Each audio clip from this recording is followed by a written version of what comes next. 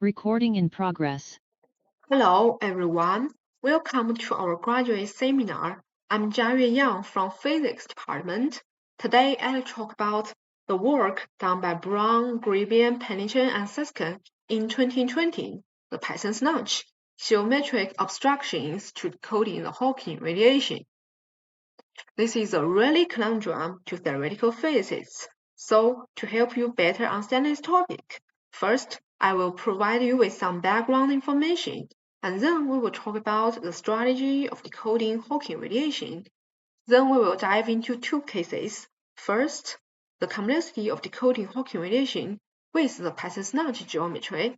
Then, the case that the complexity of decoding Hawking radiation without a Python's notch. At last, I will give you a conclusion. So let's begin with the background information. First, the Hawking radiation. In classical general relativity, black hole is defined as the space-time region which has strong gravity that nothing, not even light, can escape from it.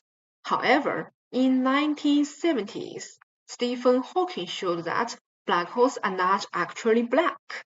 They can emit particles, what we call Hawking radiation. And this is a picture showing the black hole emits Hawking radiation.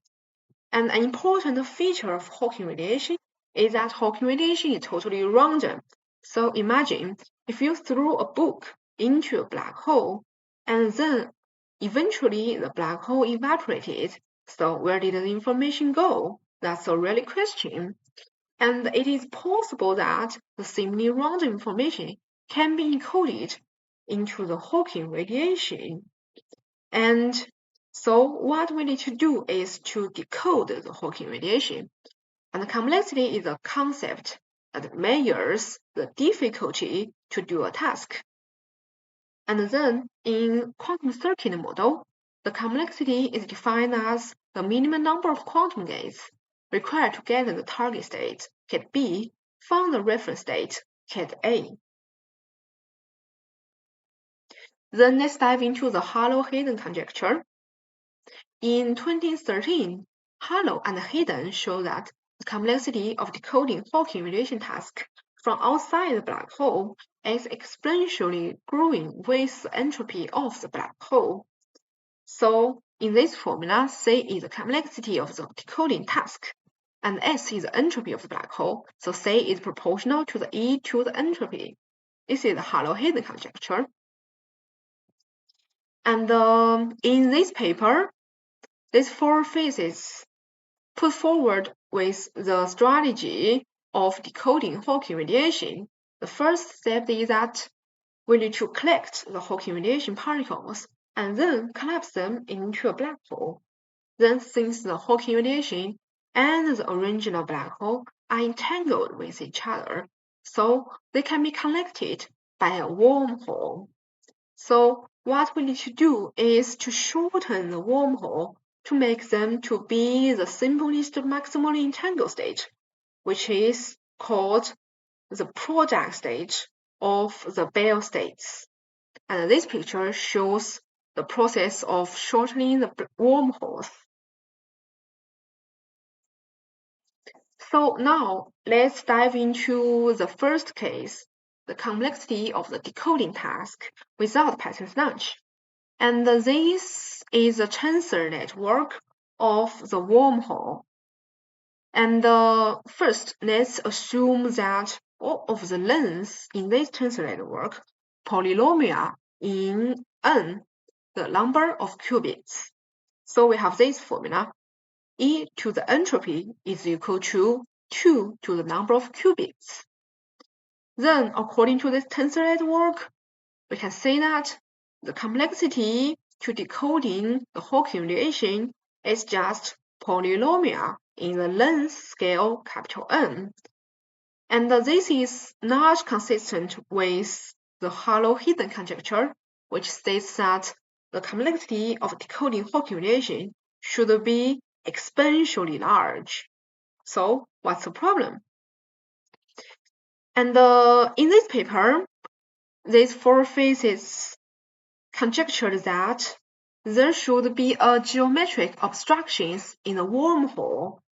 So they assume that there is a Python's notch in the middle of the wormhole.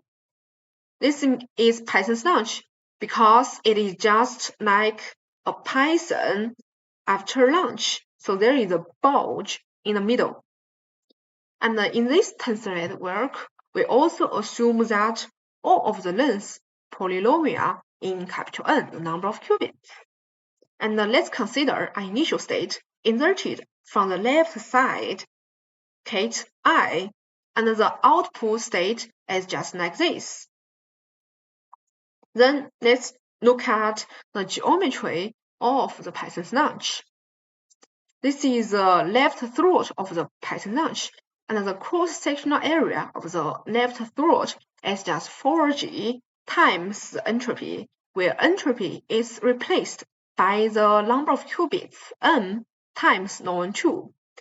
And we assume the ratio of the ancilla qubits ml to the number of qubits, capital N, is alpha. So we have this formula. ml is just the ancilla qubits, K0s, that we input from this left shoulder to make these isometry gates to be unitary gates. So for the middle bulge, the cross-sectional area is just 1 plus alpha times the left throat cross-sectional area. And then we assume that the right throat cross-sectional area is just 1 plus gamma times the left throat cross-sectional area. So we get the number of the dangling legs on the right shoulder, that is MR equals alpha minus gamma times the number of qubits. And for the right shoulder, there is a process called the post-selection process, or say the final state projections, which means that we need to set all of these dangling legs to be zeros, and the probability to make this process is just 1 over 2 to the MR. So on average, we need to repeat this tensor network process 2 to the MR times. So the complexity of this Python's notch tensor network is 2 to the MR times the original unitary tensor network, that is CTN. TN denotes the tensor network. And here 2 means there is a quadratic speed up by the Grover search algorithm. And as we shown before, MR is equal to alpha minus gamma times the number of qubits n, and this can be replaced by the area of the middle bulge sectional area and the right throat cross-sectional area.